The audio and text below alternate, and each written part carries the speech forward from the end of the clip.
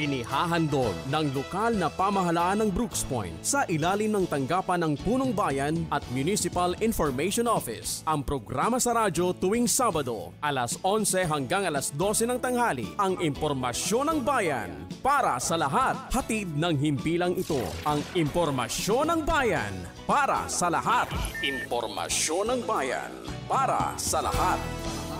Magandang umaga, beautiful Brooks Point. Bagamat medyo mainit ang panahon, nananatiling maganda pa rin ang inyong lingkod. Maganda pa rin ang ating pagbati sa lahat po ng pinagpala dito po sa bayan ng Brooks Point, Dalawigan ng Palawan, at sa lahat po syempre ng ating mga masugid na taga-subaybay sa ating programang Impormasyon ng Bayan para sa lahat na sabay na napapakinggan sa 104.5 radyo natin FM and 89.5 radyo Bandera Philippines, and of course napapanood din po sa ating Municipal Information page. Mapagpalang araw po ng Sabado sa inyo. Ngayon po ay nasa petsa na po tayo ng 25 sa buwan ng Mayo, taong 2023 at mayroon na po tayong 18 episode sa ating programang Impormasyon ng Bayan para sa lahat. Tampok po sa ating programang Balitang Bayan, kaya't narito na po ang ating mga tagapaghatid balita mula sa Ipilan National High School News Team. Pasok! Mga balita sa loob ng bayan. Mga balitang dapat mong malaman. Balitang makatotohanan. Balita na ang direksyon ay pagunlad ng bayan. Balitang Bayan. Magandang araw ng Sabado. Ngayon po ay ka-25 araw sa buwan ng Mayo, taong 2024. Ako po si Muhammad Faiz U. Cabrido. At ako naman po si Eliza Usok mula sa Ipilan National High School. At kami po ang maghahatid ng makabuluhang balitang bayan na aming nakalap sa bayan ng Brooks Point ngayong linggo. Mga balita sa loob ng bayan. Mga balitang dapat mong malaman. Balitang makatotohanan. Balita na ang direksyon ay pagunlad ng bayan. Balitang Bayan. Narito ang ulo ng mga balita na ihahayag sa atin ng Ipilan National High School o INHS News Team. LGU muling namahagi ng water hand pump at pipe sa mga kabahayan at komunidad na walang maayos na pinagkukuhanan ng tubig. Basic firefighting course isinagawa upang mas madagdagan pa ang kaalaman para sa agarang aksyon, pangkaligtasan sa mga sakuna at iba pa. Local Interagency Committee nagpulong patungkol sa relocation land title areas upang maging legal sa mga benepisyaryo. Feeding program ng LGU Brooks Point nagbigay saya sa mga residente sa sitio Tagusaw Shore, Barangay Barong-Barong. DOJ Service Assistance for Provisioners Program ibinigay sa ilang PDL upang makuha ang pribilehiyong prohibisyon o subuklayan na kung saan sila ay sasailalim sa masusing investigasyon at interview. Department of Social Welfare and Development meeting, tinalakay ang Pantawid Pamilyang Pilipino Program, isang programa ng pamahalaan sa Pilipinas para tumulong sa mga pamilya na may limitadong kita para tustusan ang edukasyon at kalusugan ng mga bata. Department of Agriculture nagsagawa ng Know Your Client for Fuel Assistance para sa mga benepisyaryo nito. Test the Bookkeeping NC3 Training Induction Program and Orientation para sa mga kasapi ng kooperatiba at asosasyon ng mga magsasaka matagumpay na naidaos. Oath-taking ceremony ng mga bagong hala ng mga opisyalis ng Pasaka Association, tagumpay na isinagawa.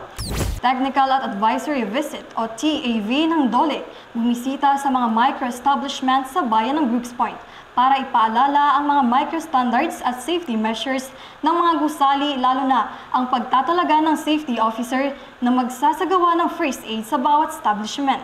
196 Sangguniang Bayan Session Update, inendorso ang resolusyon, update ng Ican Zone Map ng bayan ng Brooks Point. Courtesy visit ng tourism consultant, masayang tinanggap ni Mayor Benedito. Basketball tournament 45 years old and above, ginawaran ng parangal. Patuloy na paglalaro ng basketball friendship game na saksihan sa Barangay Pangubilyan. Pagsasapubliko ng contract at memorandum of agreement signing, pinangunahan ni Mayor Benedito. Mga balita sa loob ng bayan. Mga balitang dapat mong malaman. Balitang makatotohanan. Balita na ang direksyon ay pagunlad ng bayan. Balitang Bayan. At nagbabalik ang ating balitang bayan, manatiling nakatutok sa ating programang ito. Good news para sa unang balita, LGU muling namahagi ng water hand pump at pipes para sa mga kabahayan na komunidad na walang maayos na pinagkukuhanan ng tubig. Para sa detalye, narito si INHS News reporter Crystal Ann Gerzon. Balitang bayan. Kaugnay sa deklarasyon ng State of Calamity sa bayan ng Briggs Point, muling namahagi ang lokal pamahalaan katuwang ang Municipal Disaster Risk Reduction Management Office ng panibagong batch ng Jetmatic hand pump at pipes bilang tugon sa patuloy na El Nino noong Miyerkules, May 15, 2024 na ginanap sa Evacuation Center, Barangay Pangubilian, Briggs Point, Palawan.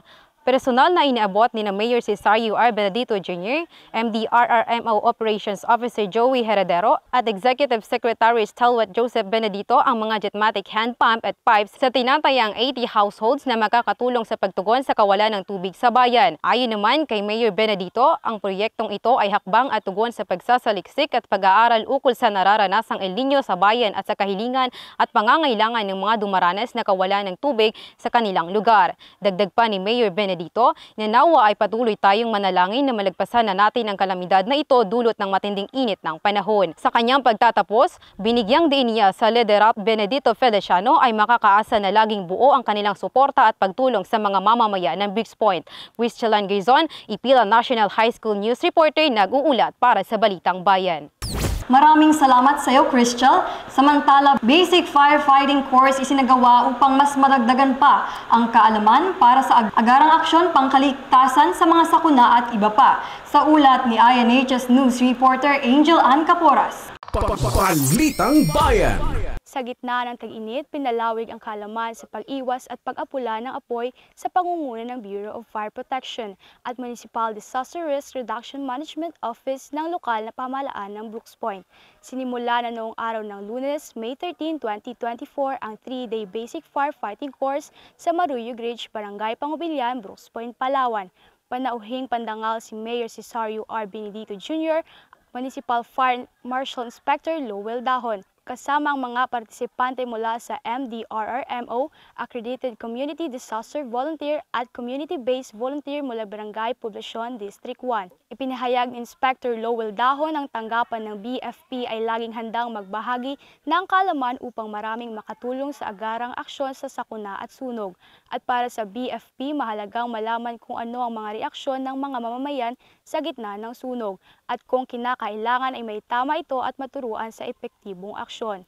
Ayon naman kay Mayor Benedito, napakahalaga at malaking tulong ang pagsasanay na ito upang madagdagan ang kaalaman ng mga mamamayan patungkol sa kaligtasan ng mga buhay at ari-arian sa gitna ng kabi-kabilang mga sunog. Gayon din para sa mas mabilis sa pag-apula ng apoy sa mga kabahayan at kabundukan o grass fire na nagaganap sa bayan.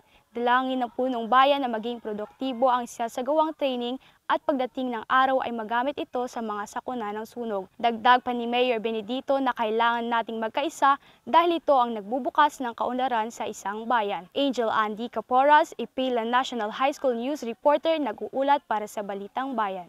Maraming salamat, Angel. Sa balitang pangkaunlaran naman, Local Interagency Committee nagpulong patungkol sa relocation land title areas upang maging legal sa mga benepisyaro sa ulat ni Ipila National High School News Reporter Sailindrica Miharan. Balitang Bayan. Nagpulong ang Local Interagency Committee o LIAC kasama sina Engineer Gerald John Patron ng Municipal Assessors of Engineer Charmaine Trusino ng MPDO Housing and Homicide Regulation Officer 2 at Edith Pasc. Project Evaluation Officer 2 ng MSWDO na pinangunahan ni Mayor Cesario R. Benedito Jr. bilang chairman na ginanap sa Governor Abig Building, Government Center, Barangay Tubtub, Brooks Point, Palawan, araw ng Biyernes, Mayo 10, 2024. Tinalakay ang patungkol sa mga relocation areas sa bawat barangay at pagsasaayos ng mga titulo upang tuluyang maipamahagi ang lupa sa mga qualified beneficiary. Nais ni Mayor Benedito na tiyaking maayos sa mga dokumento at proseso ng relocation upang maiwasan ang mga problema at kung sakaling may mga aberya ay matiwasay na isagawa ang pag-uusap na may pagkakaisa upang maging matagumpay ang proyekto. Sailindrica Miharan, Ipila National High School News Reporter, nag-uulat para sa Balitang Bayan.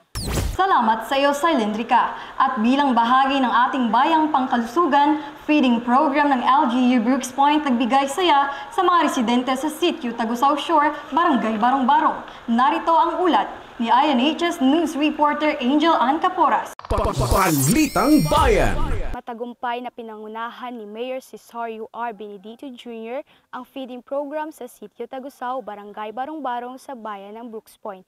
Kasama sina Executive Secretary Stalwart Joseph Benedito, Administrative Assistant Daryl Agnas, Community Affairs Officer Ireneo Maestre Campo at mga kawani ng Mayor's Office. Community Affairs Division, araw ng Martes, May 21, 2024. Nagpasalamat naman si Kagawad Brenda Munting na kumatawan kay Barangay Kapitan Eugenio Kaabay sa walang sawang pagbigay ng tulong at suporta ng pamalaang lokal sa mga residente ng Barangay Barong-Barong, lalo na sa kalusugan ng bawat kabataan. Ayon kay Executive Secretary Stalwart Joseph Benedito, patuloy ang pag-ikot ng tanggapan ng punong bayan sa bawat barangay upang isagawa ang feeding program bilang pangangalaga sa nutrisyon at kalusugan ng mga mamamayan. Ipinahayag ni Mayor Benedito na layunin ng feeding program na maipabot ang tulong at pagmamahal ng pamalaang lokal sa mga mamamayan higit na nangangailangan at matiyak ang maayos na kalusugan ng mga bata upang patuloy na maging masigla sa kanilang pag-aaral at harapin ang magandang kinabukasan.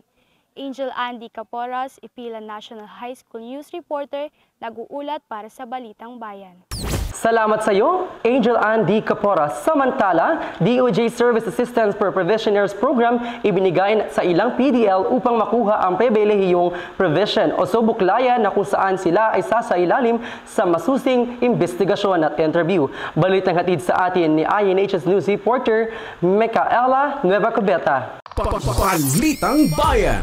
Matagumpay na isinagawa ang programang hatid ng Department of Justice o DOJ na Service Assistance for Provisioners sa mga person deprived o liberty o PDL noong araw ng Miyerkules, May 15, 2024 sa Brooks Point Convention Center, Brooks Point, Palawan. Nagmula pa sa bayan ng Mindoro ang mga bisitang investigador na nagbigay tulong sa mga kaso ng PDL, kasama na rito sina ROIC Janet S. Padua, SPPO Vilera Lu, SRPO Ivan D. Loizaga, SRPO Gizer F. Lanzagay, PO2 Jose Francis C. Sabanal, PO1 Elaine V. Del Mundo, PO1 Julife M. Ombe, at ADA 4 Cesel D. Alfante. Ang mga PDL na dumalo sa programa ay hindi lang galing sa bayan ng Brooks Point kundi mayroon ding mula sa mga karatig bayan sa Palawan. Karamihan sa mga dumalong PDL ay mga first-time offenders at mga nakapagpiyansa. Ayon kay Director Padua, ang programang ito ay pag-a-apply ng mga PDL upang makuha nila ang pribilehiyong probation o subuklaya na kung saan sila ay masasailalim sa masusing investigasyon at interview. Kung sakaling maaaprubahan ang kanilang probation ay pansamantala silang makakalaya at kailangan lamang nilang sundin ang mga hinihinging kondisyon ng probationary order. Taus-puso namang sumusuporta si Mayor Cesario R. Benedito Jr. sa hatid na programa ng DOJ sa mga kababayan nating minsang nagkamali at nais na magbago. Ayon sa kaniya, ito ay isang magandang pagkakataon upang magsimula muli at magkaroon ng magandang buhay dahil naniniwala ang punong bayan na habang may buhay ay may pag-asa. Micaela Nueva Cubeta, Ipila National High School News Reporter, nag-uulat para sa Balitang Bayan. Maraming salamat sa iyo, Mika. Susunod, Department of Social Welfare and Development meeting tinalakay ang Pantawid Pamilyang Pilipino Program na isang programa sa pamahalaan ng Pilipinas para tumulong sa mga pamilya na may limitadong kita para tustusan ang edukasyon at kalusugan ng mga bata. Ulat sa atin ni INHS News Reporter Angel Ann Caporas. Balitang Bayan. Nagpulong noong araw ng Martes, May 14, 2024, ang mga kinatawa ng Department of Social Welfare and Development para sa Pantawid Pamilyang Pilipino Program na dinaluhan ni Mayor Cesario R. Benedito Jr. kasama sina MSWDO Reynaldo Bacosa, MCR Corazon Villaruel, Menro Remy Mostiero, M-Peso Abilin Malong at iba pang mga kawani ng pamahalaang lokal na ginanap sa Convention Center, Barangay Poblacion, District 2, Brooks Point, Palawan. Tinalakay sa pagpupulong ang Pantawid Pamilyang Pilipino Program o 4Ps na tumutulong sa mga pamilya na may mababang kita upang kabuhayan at pamilya nangangailangan lalo na sa edukasyon at kalusugan ng mga bata. Ang mga beneficiaries ay makakatanggap ng regular cash grants kung sila ay kwalipikado sa pamantayan at sumusunod sa mga alituntunin tuntunin o patakaran tulad ng hindi pagliban sa klase ng bata, pagpunta sa Regular Family Development Session o FDS at iba pa. Layunin nito ay matulungan ang mga limitado ang kakayanan o kabilang sa mga marginalized sector tulad ng mga katutubo, magsasaka at mangingisda sa pamamagitan ng pagbibigay ng pinansyal na tulong upang maiangat ang antas ng pamumuhay at lahat ay sama-sama at walang maiiwan sa pag-unlad ng bayan ng Brooks Point. Angel Andy Caporas, Ipilan National High School News Reporter, nag-uulat para sa Balitang Bayan. Maraming salamat sa iyo, Angel, at sa patuloy na pagsusuporta ng lokal na pamahalaan sa pangkabuhayan ng ating mga mamamayan. Department of Agriculture nagsagawa ng Know Your Client for Fuel Assistance para sa mga benepisyaryo nito. Balitang hatid sa atin ni Ipilan National High School News Reporter, Francine Magada. Balitang Bayan. Pumasa sa isinagawang validation ng Department of Agriculture Regional Level ang 87 na mga magsasaka sa bayan ng Brooks Point bilang mga beneficiaries ng fuel assistance na nagkakahalaga na 3,000 piso. Ginanap ang validation sa Conference Hall ng Office of the Municipal Agriculturist araw ng Miyerkules, May 15, 2024, kung saan sa isa sa mga naging batayan ng validation ay dapat umano ay nakapagrehisto ito sa RSBSA at kasapi sa mga asosasyon na may kinalaman sa pagsasaka. Dumalo si Mayor Cesario R. Benedito Jr. sa isinagawang validation upang ipahayag ang suporta ng mga magsasaka ng bayan at magpasalamat sa biyayang handog ng Department of Agriculture. Hinihikayat ni Mayor Benedito sa mga magsasaka na nawa ay magamit ang assistant ng tama at para sa ikauunlad ng pagsasaka sa bayan ng Brooks Point. Francine Magada, Ipilan National High School News Reporter, nag-uulat para sa Balitang Bayan. Salamat sa iyo, Francine.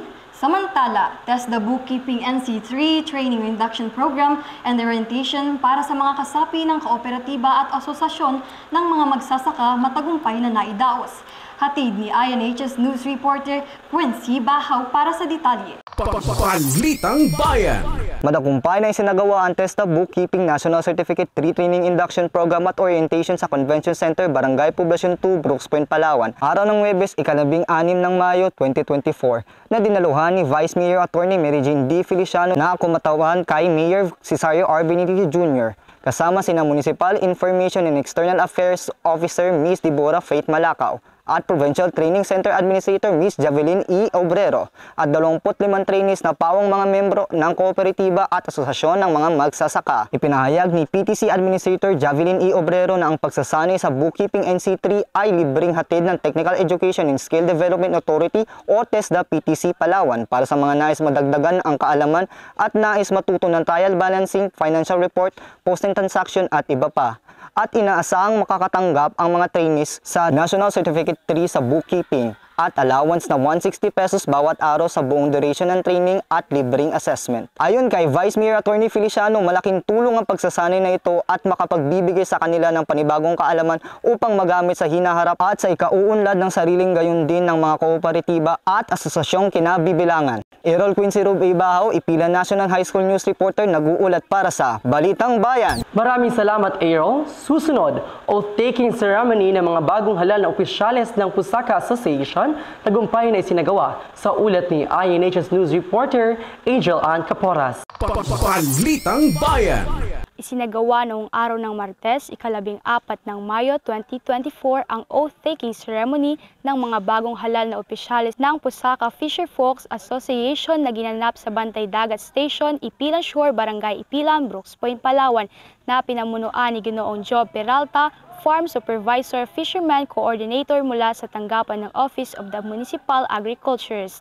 Pinangunahan ni Mayor Cesario R. Benedito Jr. ang nasabing oath-taking ceremony, kasama sina Executive Secretary Stalwart Joseph Benedito, Aquaculturist 2 Paul Geller Osinar, mga barangay officials at iba pang mga kawani ng pamahalaang lokal.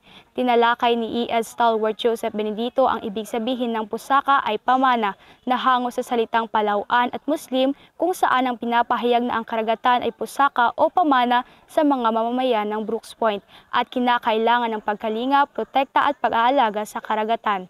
Dagdag pa ni Aquaculturist 2 Osinar, Itong proyekto na to ay sinasagawa upang hindi na sila magpalayo sa pangingisda. Ito ay way para makonserve ang ating karagatan at ang Barangay Ipilan ay isa sa mga may pinakamagandang coral reefs hanggang sa kasalukuyan. Kaya patuloy nating pangalagaan ito at patuloy na magkaisa at makipag-cooperate sa mga naisin ng pamahalaang lokal ng bayan. Nagpasalamat naman si Kapitan Basil sa proyektong hatid ng pamahalaang lokal sa Barangay Ipilan at tiyakin ng kanyang pamunuan at buong konseho ng barangay na papahalaga ng proyekto upang magamit ng mga taga-barangay. Samantala, ipinahayag naman ni Mayor Benedito sa lahat ng mga miyembro at newly elected officials ng PFA na patuloy na magtulungan at magkaisa para mas maging magandang takbo ng samahan dahil ang pamahalaang lokal ay laging handang tumulong sa mga asosasyon lalo't higit sa mga fisherfolk upang mas maging matagumpay ang partnership ng asosasyon at lokal na pamahalaan tungo sa maunlad at progresibong Brooks Point. Angel Andy Caporas, Ipilan National High School News Reporter, nag-uulat para sa Balitang Bayan. Salamat sa iyo, Angel. Sa Balitang Pangkabuhayan, Technical at Advisory Visit o TAV ng DOLE bumisita sa mga micro-establishments sa bayan ng Brooks Point para ipaalala ang mga micro-standards at safety measures ng mga gusali, lalo na ang pagtatalaga ng safety officer na magsasagawa ng first aid sa bawat establishment. Balitang hatid sa atin ni INHS News Reporter Christian Ann Garzon. Balitang Bayan. Matagumpay na isinagawa ang 2 araw na Technical and Advisory Visit o TAV ng Department of Labor and Employment Mimarupa Region na ginanap sa Maruyog Ridge, Barangay Pangubilyan, Brooks Point, Palawan, araw ng Miyerkules at Huwebes, May 15 to 16, 2024. Pinangunahan ang nasabing TAV ni na Labor and Employment Officer Chi Emmanuel Antonio P. Portugal, Kim Nico C. Banya at Mark Oliver V. Maanyo kasama ang mga kawani ng Municipal Public Employment Service Office sa pangunguna ni Acting Municipal Peso Abelin Malong.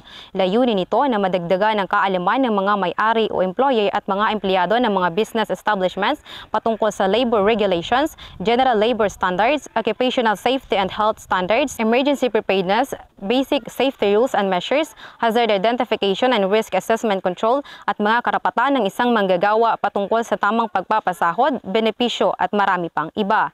Sa kabuuan, mayroong 120 microbusiness establishments at store owners ang dumalo sa nasabing programa. Nagpapasalamat naman si Mayor Cesario R. Benedito Jr. sa technical assistance ng DOLE sa mga negosyante at employer sa bayan ng Brooks Point upang maiwasan ang aberya at haharaping kaso at maging maayos ang takbo ng hanapbuhay tungkol sa maunlad na pamayanan. Christian Garzon, Ipilan National High School News Reporter, nag-uulat para sa Balitang Bayan.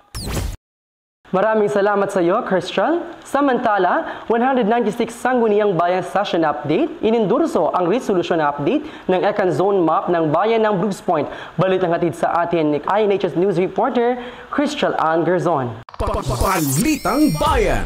Sa patuloy na pagbabarangay ng Sangguniang Bayan, isinagawa ang 169 Sangguniang Bayan sesyon sa Barangay Salugon sa pangunguna ni Vice Mayor Attorney Merogen De Feliciano bilang presiding officer at dumalo ang siyam na mga konsihal ng bayan. Sa sesyon, ganap nang nabawasan ng halos 3,000 hectares ang core zone ng kabundukan ng Brooks Point matapos na bumoto ang majority ng mga miyembro ng Sangguniang Bayan pabor sa adopsyon ng bagong Econ Zone Map. Ang naging boto ay 6-3 na pumabor kay Konsihal Ezekiel Rodriguez, Konsihal Nathan Lacanilao, Konsihal Arturo Ferrares, Konsihal Hayate Dugasan, Liga President Georgeline Joy Caction at SK Federation President Jason Sespeñe na siyang nag-endorso ng resolution endorsing the updated Econ Zone Map of the Municipality of Brooks Point, Palawan to the Sangguniang Bayan for endorsement to the Palawan Council for Sustainable Development. Ayon kina SK Federation President Sespeñe at Liga President Caction, kailangan na umanong desisyonan ang resolusyon dahil ito ay napag-usapan na umano sa Econ Board meeting at majority ng miyembro ay sumang-ayon sa adopting ng updated Econ Zone Map ng PCSD. Mariin namang hinadlangan ni Konsihal Jonathan Lagrada ang nasabing resolusyon dahil ayon umano sa kanya, ang core zone ay ang napakahalagang bahagi ng bayan ng Brooks Point. Dito nakapaloob ang protected areas ng kabundukan kung saan ay naninirahan ang biodiversities kaya mahigpit na pinagbabawal ang pagsasagawa ng anumang human activities na makakasira sa kalikasan lalo pat sakop ito ng watershed ng Brooks Point kaya dapat aniya na masusi pang pag-aralan ang usapin. Ayon naman kay Konsihal Victoriano Colili, walang sinagawang scientific study study ang Econ Board kung ano ang magiging epekto ng pagbawas ng sukat sa core zone at ang maidudulot nito sa mga mamamayan. Iginiit naman ni Liga President Catchon na dapat na umanong idaan sa botohan upang matapos na ang usapin. Samantala, kaugnay sa sesyon, aprobado ang mga resolusyong inihain ni Konsehal Victoriano Culili gaya ng resolution approving the application for accreditation of Brooks Point Overseas Filipino Workers Organization o BPOFWO. Resolution urging the 9 southern municipalities of Palawan to revitalize and enhance the conduct of the inter-municipality friendship meet. Resolution authorizing the local chief executive to enter into deed of donation of parcel of land with an area of 1,000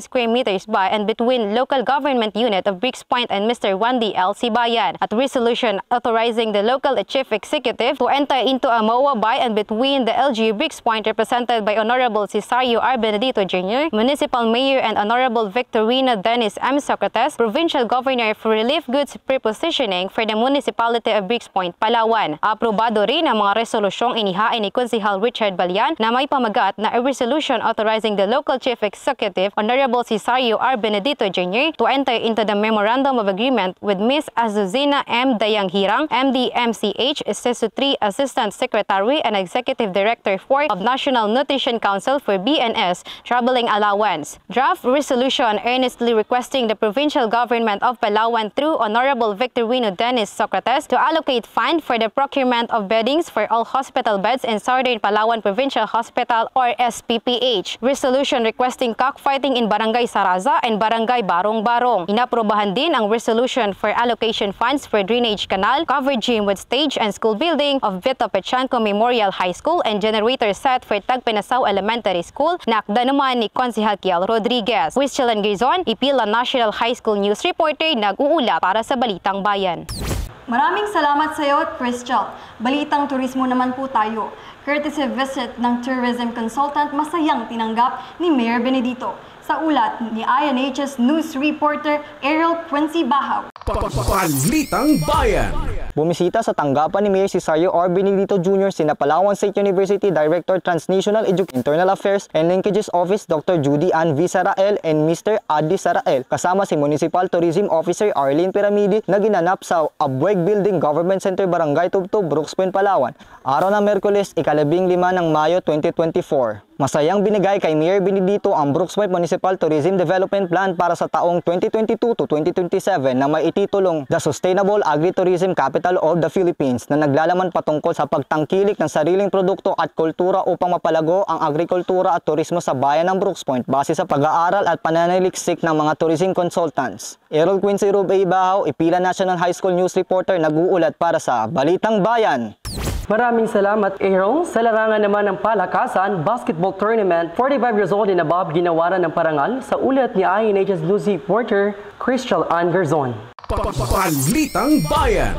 Masayang tinanggap ng bawat kupunan ng kanilang premyo sa pagkapanalo sa ginanap na 45 years old and above basketball tournament sa pangunguna ni Mayor Cesario R. Benedito Jr., Sports Coordinator Benedict Moranya at kawani ng Municipal Treasury Office na si Roderick Sonicio na ginanap sa Abweg Building Government Center, Barangay Tubtub, Brooks Point, Palawan, araw ng Martes, Mayo 14, taong 2024. Tinanghal namang kampiyon ang kupunan ng CRBGR, first place naman ang SB Public Servant Team, second place naman ang SPS Ipilan Team at third place naman ang nakuha ng One Aguila Team. Ang palarong 45 years old and above basketball tournament ay nangihikayat na panatilihing masigla at malus ang kanilang pangangatawan. Christian Gizon, Ipila National High School News Reporter, nag-uulat para sa Balitang Bayan.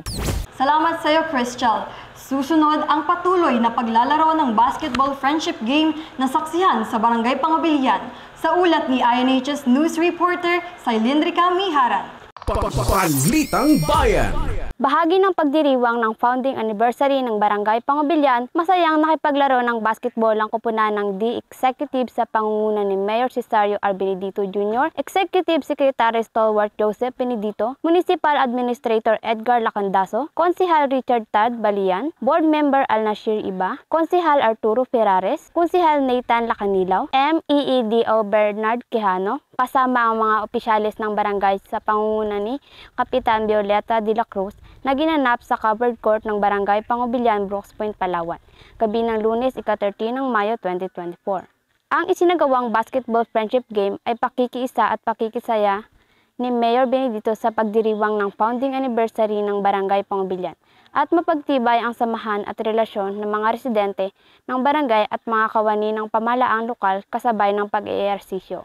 Sa Leandrica Timiharan, Ipilan National High School News Reporter nag-uulat para sa Balitang Bayan.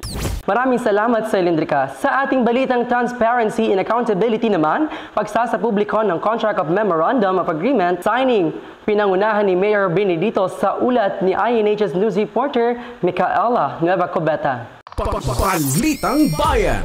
Sa pagpapanatili ng transparency at accountability sa pamahalaang lokal, isinapubliko ni Mayor Cesario R. Benedito Jr. ang isa na namang contract signing sa pagitan ng lokal na pamahalaan ng Brooks Point sa pamumuno ni Mayor Cesario R. Benedito Jr. at Firewolf Motors sa pamamagitan ni Benito D. Chua noong araw ng Lunes, May 20, 2024 sa Government Center Building, Barangay Tubtub, Brooks Point, Palawan. Ang kontratang ito ay patungkol sa supply at delivery ng isang unit na brand new water tanker para sa MDRMO Disaster Preparedness and Emergency Operations. Ang isang unit na brand new water tanker ay nagkakahalagang 12,845,000 pesos at kailangang maibigay ang nasabing unit sa loob ng 180 araw matapos ang matanggap ang notice to proceed. Samantala, magkasabay namang pinirmahan ni Mayor Cesario R. Benedito Jr. ang dalawang Memorandum of Agreement sa pagitan ng lokal na pamahalaan ng Brooks Point at A+ Trading and Copying Services na pagmamay-ari ni Binibining Gina Q. Kimat ng Lunes, Mayo 20, 2024 sa Abueg Building Government Center, Barangay Tubtub, Brooks Point, Palawan. Ang unang MOA na nilagdaan ni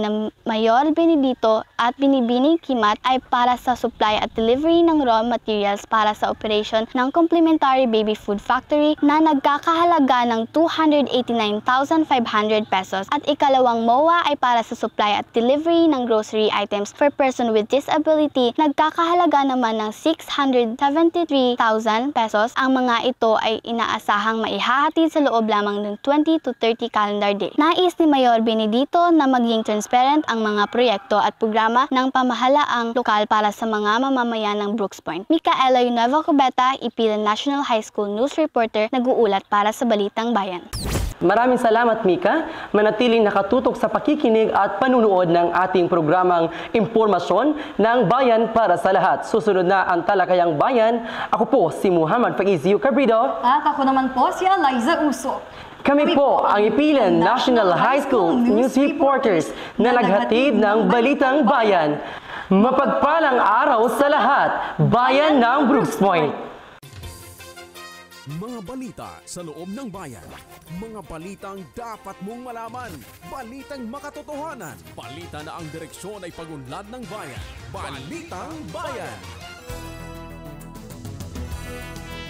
Maraming salamat, Ipilan National High School. Ganyan po ang ating pasasalamat sa kanilang school principal, sa mga mahal na guro at sa kanilang mga magulang, kamag-aral at of course mga mahal sa buhay sa mapagpalang araw po ng Sabado.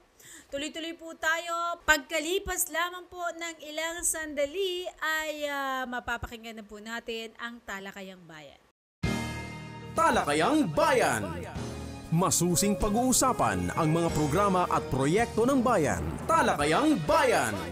Ilalahad ang mga plano at direktiba ng pamahalaan. Pag-aaralan ang bawat anggulo ng sitwasyon. Lilinawin ang bawat issue. Magbibigay ng matalino at makabuluhang talakayan. Talakayang Bayan. Alright mga kababayan, muli po tayo nagbabalik sa ating programang Impormasyon ng Bayan para sa lahat. Welcome back po at ngayon po ay nasa ikalawang segment na po tayo ng ating programa, ang Talakayang Bayan. At tuloy-tuloy po ang ating pakikipagpanayam sa mga kawani po ng pamalaang pambarangay upang malaman po natin ang mga programa, of course, ang mga detalye tungkol po sa kanilang barangay upang nang sa ganun ay mas lalo po nating makilala ang bayan po ng Brooks Point. At kasalukuyan po na ating makakapanayam ang isa po sa minahal ng mga taga-barangay Pangubilyan dahil sa ating pagkakaalam siya po ay talagang pabalik-balik sa panunungkulan bilang kagawad po sa kanilang barangay. Ibig sabihin, talagang mulit-muli ay pinipili ng ating mga kabarangay dyan sa barangay Pangubilyan para po maglingkod sa kanila. Ano po, dahil Sa kasalukuyan po ay isa siya sa masigasig pagdating po sa pagsiserbisyo sa kanyang mga kabarangay. Walang iba po ang ating matikas at gwapong panauhin, Kagawad Edmundo Rakim. Kagawad, magandang umaga po. Magandang umaga naman. Ayan. Si Kagawad po ay representative po ng ating kapitan, si Kapitana Violeta de la Cruz, na sa kasalukuyan po ay mayroong aktibidad sa lungsod ng Puerto Princesa. Ayan. At tuloy-tuloy po tayo, Kagawad. Maaari niyo po ba kaming bigyan ng kaunting background po tungkol po sa Barangay Pangubilyan? Saan po ito? Mahigit kumulang ilan po ang population at ano po ang mga pangunahing hanapbuhay ng ating mga mamamayan sa Barangay Pangubilyan? Isang magandang umaga po sa ating lahat. Ang ipagmamalaki ko lang po sa aming barangay ay isa sa pinakamalaking barangay po sa bayan ng Brooks Point.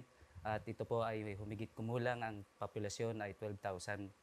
At ito po ay mayroon po tayong 6 na daycare center at mayroon po tayong 5 high school at 1 college po dito po sa ating Barangay Pangubilyan.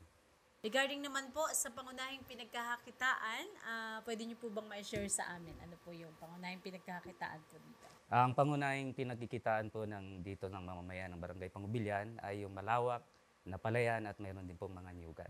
Ayan. Talagang makikita natin, almost ito po ay isa rin sa rice granary ng bayan ng Briggs Point dahil pagdating po sa mga pananim na palay, isa po ito sa nagko-contribute sa ating bayan. And of course, nakakatuwa na ito po ay isa sa mga barangay na maunlad dito po sa bayan ng Briggs Point. Ano naman po ang ating maipagmamalaki o masasabing lakas po ng Barangay Pangubilyan, Kagawad?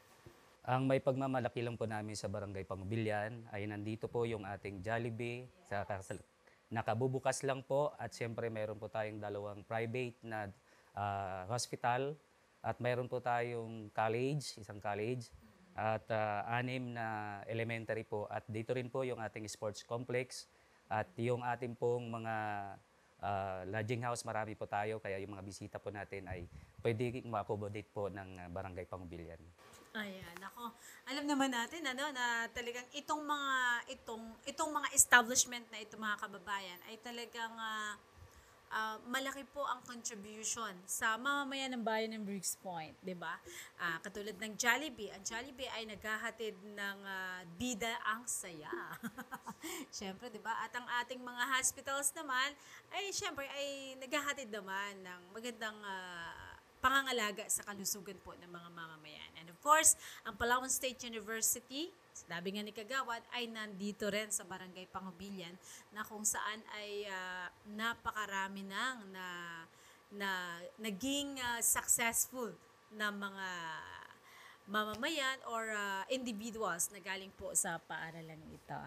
Ayan, sa ating barangay, Kagawad, of course, pag may sinabing lakas, mayroon ding masasabing challenges po, or pangangailangan. Pwede nyo po bang sabihin sa amin, sa ating, or maaari nyo po bang i-share sa ating mga tagapakinig at sa ating mga tagapanood kung ano po yung mga challenges po na kinakaharap po ng inyong barangay upang malaman po natin kung paano po makatutulong ang taong bayan para po sa ikaunlad po ng inyong barangay. Isa po sa mga dahilan ng problema po natin, challenge po sa amin, ay yung pagkakalat ng mga basura na hindi lamang po nanggagaling sa ating kabarangay, kundi nanggagaling po sa iba't ibang barangay na kung saan-saan lamang nila nilalapag o inuhulog, mapa-pede road po natin, mapa-highway po natin. Yan po talaga yung pinakapangunahin naming problema. Kaya po ang ginawa namin solusyon ay nagkaroon po kami ng mga ordinances sa pagbabawal at ng pagtatapon ng basura at mayroon po tayong ginawa na every Friday, first Friday of the month ay magkakaroon po tayo ng paglilinis. So, obligado po natin na lahat ng mga, ang sinasabi nga noon sa ordinansa na tapat ko, linis ko. Kaya po, nababawasan na rin po yung ating pagkakalat na, ayan naman po ay inuhakot din po ng ating mga truck ng munisipyo at siyempre may sarili po tayong truck na nababawasan naman po yung ating mga problema sa basura. Ayan. In fairness, kagawad, although challenges yun sa inyo, pero nakikita ko po, personally, pag dumadaan ako dyan sa inyong barangay, ay napakalinis. Ayun pala ay dahil din sa pagtutulungan at mga pagkukusa na tapat ko, linis ko, ano po. Yes po. Mayroon po tayo kasing mga penalties na ginawa sa ating ordinance. So, kaya obligado po lahat na maglinis ng kanilang basura. Ay, talaga. Ibig sabihin talagang yung mga namumuno sa barangay na yan ay masisipag, masigasig, ano po, talagang pag sinabing batas ay talagang ipinapatupad. Nakakatuwa. Congratulations po sa inyo at gayon din sa ating kapitan dyan, kay Kapitan De La Cruz, dahil sa mahusay na pagpapatupad po at pangangasiwa sa inyong barangay. Kagawad, sa pamamagitan naman po ng or sa mga prioridad po, nais nating malaman, plano, prioridad na programa o hakbang upang mas mapalago po ang inyong barangay, pwede nyo bang i-share sa amin? So actually po, yung aming mga barangay ay nagbuo po ito ng mga purok leaders at ito po yung katuwang namin sa lahat mga programa na madali naming mapatawag sila para po sa kung ano man po yung mga gusto ng aming barangay, ay mabilis po namin silang ipatawag at sabihan na ganitong may activities tayo sa mga araw na ito, sa mga buwan na ito, upang sa gayon ay magiging aktibo po yung lahat. At dyan din po yung sa ating farmers, yung RIC po natin, yung ating purpose. So yan po yung katuwang natin sa pagpapatupad po ng ating batas sa barangay po. Wow, napakahusay. Dahil sa pamamagitan niyan ay mas mapapalakas po ang participation ng mga komunidad at residente po ng barangay. Ano naman po inyong mga hakbang upang mapanatili ang seguridad at kaayusan po sa inyong barangay? Baka mas makakuha pa tayo ng ideya. Sa kasalukuyan po ay sa ating mga tanod po natin ay ginagawa po natin ito pang pag-rubing nila sa gabi-gabi.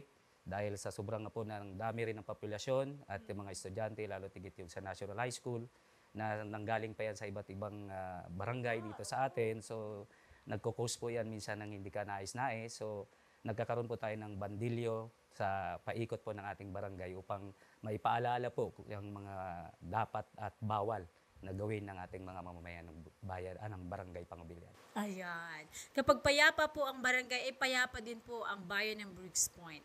Kapag magulo rin, 'di ba? Oo. Kaya malaki po ang bahagi ng mga sangguniang pangbarangay upang mapanatili po ang kapayapaan, of course, ang pag-unlad po ng ating bayan. Kagawad, sa ngayon po, maaari niyo po bang ilarawan ang partnership po between po sa lokal na pamahalaan o pagtutulungan po ng pamahalaang lokal at ng inyo pong barangay? Sa ngayon naman po, ang Barangay Pangubilyan, kung ano man po yung mga proyekto ng pamahalang bayan ng Brooks Point, kami po ay handang sumuporta at kami po ay magbibigay ng aming serbisyo kung ano man po yung mga pangangailangan na nais po ng ating pamahalaan ng bayan ng Brooks Point. Ayan. Sa paanong paraan po natin na ilalapit ang barangay sa mga programa po ng bayan ng Briggs Point? Sa pagpa-participate po sa mga katulad po ng ating mga activities na ginagawa po sa bayan ng Brooks Point, mga foundation and kung ano man po yung mga dapat na aming magagawa para doon sa partisipasyon. Alright. Nako talaga, opo.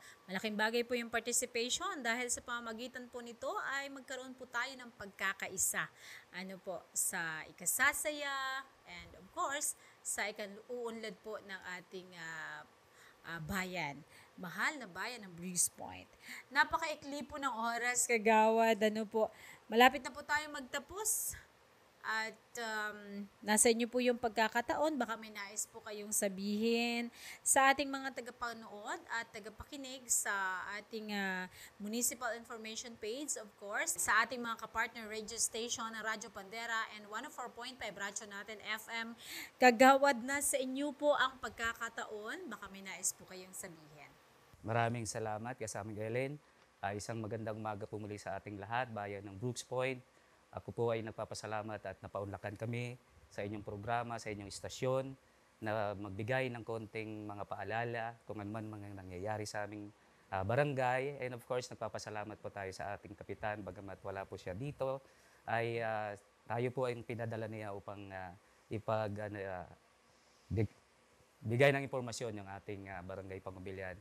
And for sa mga kasamang kong kagawad ng barangay, mga working force, lahat-lahat ng mga kabarangay, isang magandang umaga po sa inyo at sa lahat ng mga nakikinig, sana po ay magsuporta po tayo sa programang ito. Ayan mga kababayan, maraming salamat po sa ating panauwi na pinaunlakan po ang ating imbitasyon. Despite na alam natin na busy po ang ating kagawad at ang kanya pang mga kasamahan, pero narito po siya upang paunlakan ang ating imbitasyon at makapanayam sa ating programang Talakayang Bayan segments sa programang Impormasyon ng Bayan para sa lahat. Tunay nga mga kababayan na napakahalaga po na mayroon tayong mga ganitong talakayan upang nang sa ganoon ay malaman po natin ang mga programa, of course, ang mga pinapatupad na batas para ma-aware tayo, at mga prioridad na plano po, na siyang makatutulong po sa ikauunlad ng mga barangay at ng bayan ng Brooks Point. Nang sa ganoon ay malaman din po natin kung paano po tayo makiisa para po sa ikauunlad ng ating bayan. Maraming salamat po sa inyong pagsubaybay at patuloy na pakikinig. Tuloy-tuloy lang po tayo sa pag-antabay. Susunod na po ang Serbisyong Bayan pagkalipas lamang ng ilang sandali. Talakayang Bayan. Masusing pag-uusapan ang mga programa at proyekto ng bayan. Talakayang Bayan. Ilalahad ang mga plano at direktiba ng pamahalaan. Pag-aaralan ang bawat anggulo ng sitwasyon. Lilinawin ang bawat issue. Magbibigay ng matalino at makabuluhang talakayan. Talakayang Bayan. Serbisyong Bayan. Mga serbisyo, programa at proyektong bayan na dapat mong malaman at mapakinabangan. Serbisyong Bayan. Mga tulong ng pamahalaan, diretso sa mga mamamayan. Hatid ng pamahalaang lokal ng Brooks Point. Serbisyong Bayan. Malinis, mabilis at makadiyos na paglilingkod. Serbisyong Bayan. Dadako na po tayo sa ating Serbisyong Bayan, ang huling segment po ng ating programang Impormasyon ng Bayan para sa lahat. Alam nyo ba mga kababayan na ang Civil Registry Law Act number 3753 ay naaprubahan o nagkabisa noong February 27, 1931. At ito po ay sa ilalim ng Commonwealth Act number 3753. Registration of all facts and acts concerning the civil status of persons from birth to death, including the changes in civil status taking place therein, appropriate civil registry book. Ayan. Sa ating kaalaman, yan po ay nagkabisa noong February 27, 1931. Kaugnay po niyan, tuloy-tuloy po ang pangangalap at ang pangungumbinsi ng ating ng tanggapan ng Municipal Civil Registry sa panguno po ng ating Municipal Civil Register Office, Villaruel. Isang magandang umaga po sa panguno po ni Ma'am Corazon T. Villaruel. Isang mapagpalang umaga po sa inyo. At of course, hindi lang po ang mga nagpapatala ang kanilang tinutulungan, maging po sa mga kababayan natin na gustong magpakasal, ng libre. Sa pamagitan po ng libreng kasal na programa ng lokal na pamahalaan ng bayan ng Brooks Point sa pangunguna ng ating Municipal Mayor, Mayor Cesario Benedito Jr. at ng kanyang Vice Mayor, Attorney Mergen de Los Angeles Feliciano. And sa pagkakalam po natin, simula po ng sila po ang namuno sa bayan ng Brooks Point ay sunod-sunod ang mga pagpaparehistro at halos naparehistro na po ang ating mga kababayan. Marami nang naparehistrong mga kababayan at naikasal ng libre. Yan po ay sa kanilang pagnanais na mabigyan po ng legal na pagsasama at legal na dokumento ang pagsasama ng mga magsing-irog po sa bayan ng Brooks Point. At gayon din po sa noong May 21 ay nagkaroon po ng schedule ang kanilang mobile civil registration. Ito po ay tuwing ika-3 ng Martes sa buwan po ng Mayo.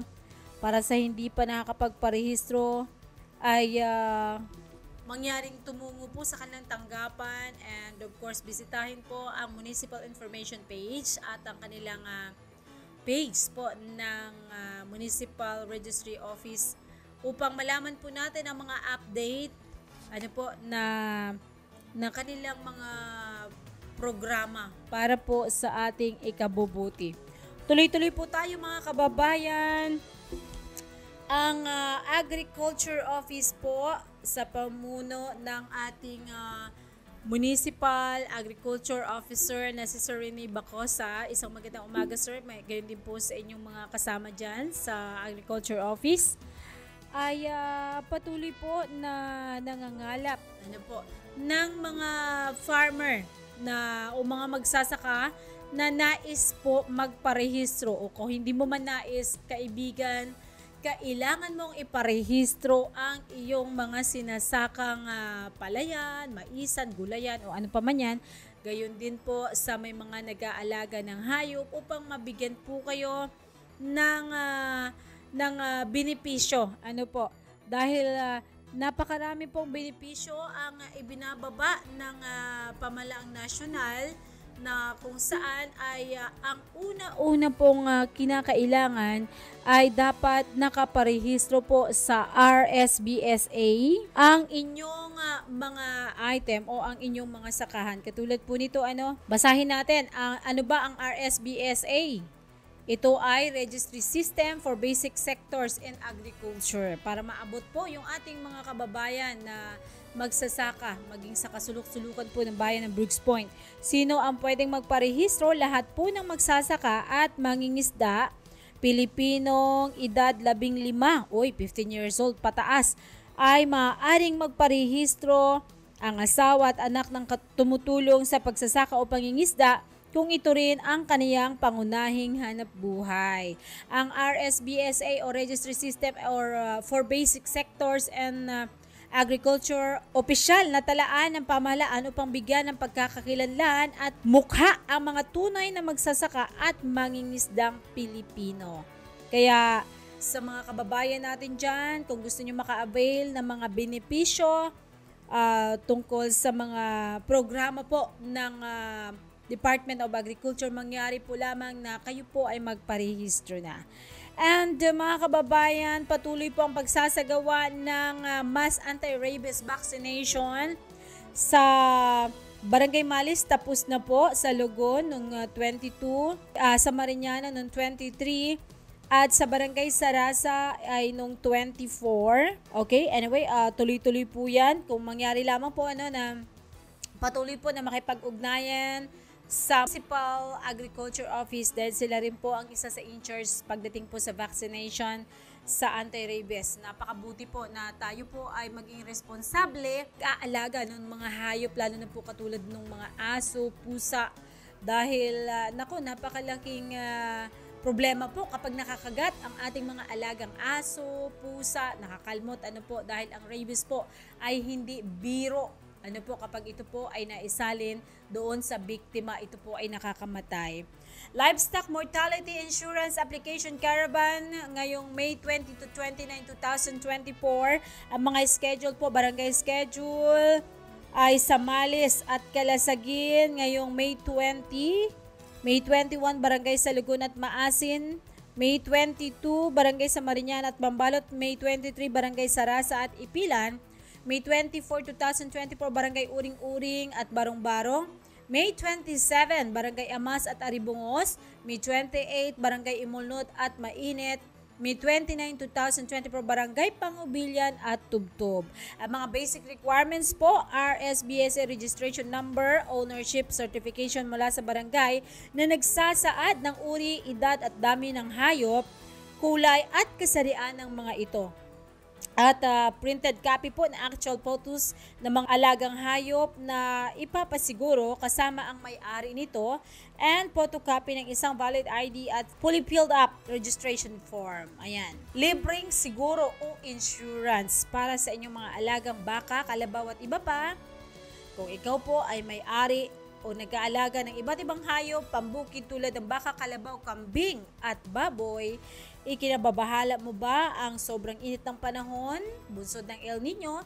Maaring maging epekto nito sa inyong mga alaga. Ito na po ang pagkakataon, magparehistro na sa libreng livestock mortality insurance upang maka-avail po ng mga financial na kanila pong tulong para sa pabago-bagong panahon, dulot po ng pabago-bagong panahon na may negatibong epekto po sa ating mga alagang hayop. Mga kababayan, dyan na po nagtatapos ang ating isang oras na serbisyong bayan, talakayang bayan at of course, balitang bayan na hatid po ng lokal na pamahalaan ng bayan ng Brooks Point sa pangunguna po ng ating mahal na Mayor Cesario R. Benedito Jr., katuwang po ng kanyang Vice Mayor Attorney Mergen de Los Angeles Feliciano, and of course, ng ating Municipal Information Designate, Ma'am Deborah Faith C. Malacao, at of course, ako po ang inyong lingkod, kasama ng mga kasamahan natin sa Municipal Information Office na nangalap po ng mga balita para po sa inyo. Ako po, Maria Len Galicia Archie, naghahatid ng balitang bayan, talakayang bayan at serbisyong bayan dahil ang impormasyon ng bayan ay para sa lahat. Isang mapagpalang araw po muli ng Sabado. Inihahandog ng lokal na pamahalaan ng Brooks Point sa ilalim ng tanggapan ng Punong Bayan at Municipal Information Office. Ang programa sa radyo tuwing Sabado, alas 11 hanggang alas 12 ng tanghali. Ang impormasyon ng bayan para sa lahat. Hatid ng himpilang ito. Ang impormasyon ng bayan para sa lahat. Impormasyon ng bayan para sa lahat.